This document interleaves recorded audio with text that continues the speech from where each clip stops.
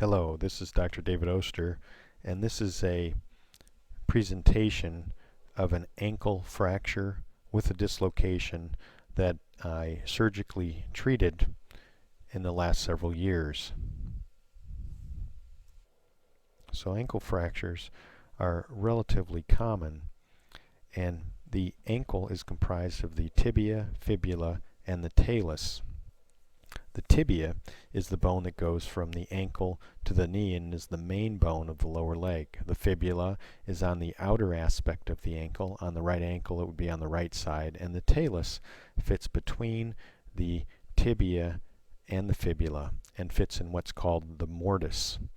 And as you look here, it's a somewhat rectangular trapezoid type of bone.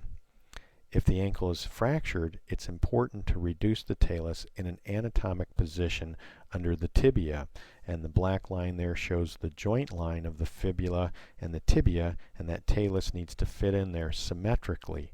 Why is this important? Because if it's not reduced anatomically, the risk of getting arthritis in the ankle is much increased. So you can see those arrows pointing to the joint surfaces, showing how it's aligned.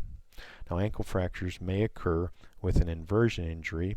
That occurs when the foot rolls in. It's a very common way to sprain the ankle, but you also can fracture the ankle.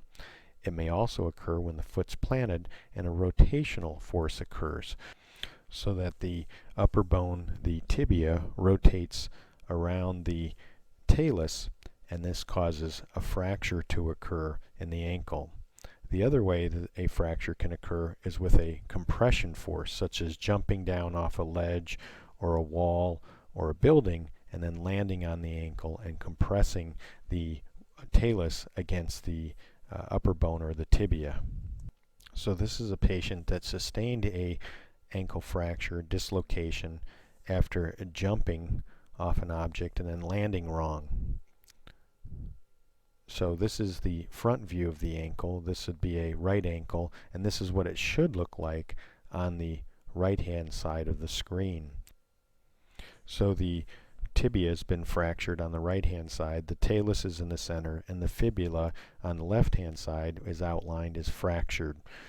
So to reduce this, these bones need to be rotated back into position and then held with screws and a plate. So 2 screws were placed in the medial malleolus or the tibia, and then a plate and screws were placed along the fibula to hold those bones into position and to put the talus back anatomically.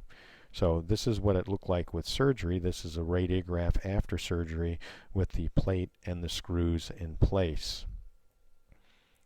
If we look at the lateral view of the ankle, this is the side view. This is the right ankle again, and this is what it should look like. The talus should be sitting underneath the tibia. So if we look on the left hand view here and we outline the talus as outlined here, that's not sitting underneath the tibia, and there's a fracture also of the back part of the tibia. So the talus needs to be reduced underneath the tibia, and that posterior piece needs to be reduced and fixed with 2 screws. And that's what it looked like after surgery was performed. This patient was kept non-weight bearing for approximately 6 weeks to 8 weeks and then allowed to weight bear after that, and has had a full return back to function and activities. So this was a patient that sustained an ankle fracture and dislocation that required surgical management. If you'd like to look at other text or video, please visit my website www.davidostermd.com. For an appointment or evaluation, 303-214-4500. Thank you.